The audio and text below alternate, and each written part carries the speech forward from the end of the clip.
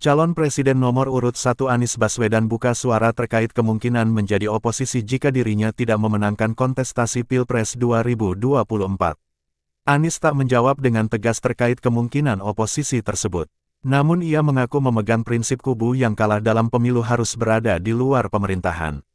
Bila menang berada di dalam pemerintahan, bila tidak menang maka berada di luar pemerintahan dan dua-duanya sama-sama penting, kata Anies saat ditemui di kawasan Jakarta Pusat.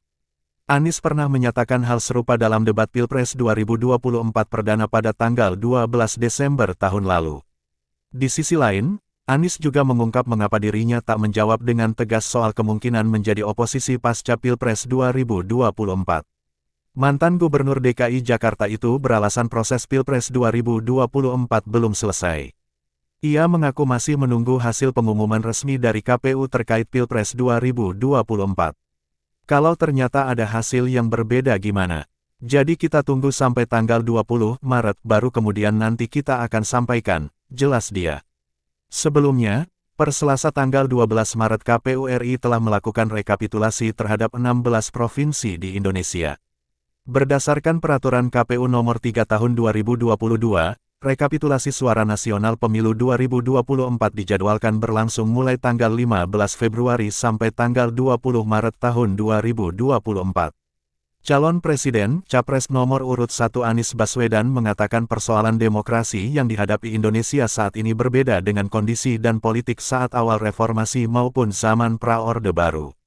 Anies melihat harus ada terobosan yang memerlukan diskusi dan perdebatan.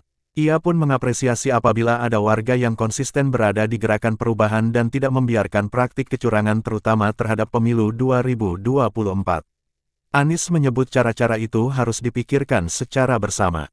Ia menegaskan demokrasi merupakan hak dan wewenang warga Indonesia, sehingga perlu juga ada tanggung jawab untuk mengawal proses demokrasi yang ideal. Mantan Gubernur DKI Jakarta itu yakin, masyarakat menginginkan proses demokrasi yang adil dan transparan.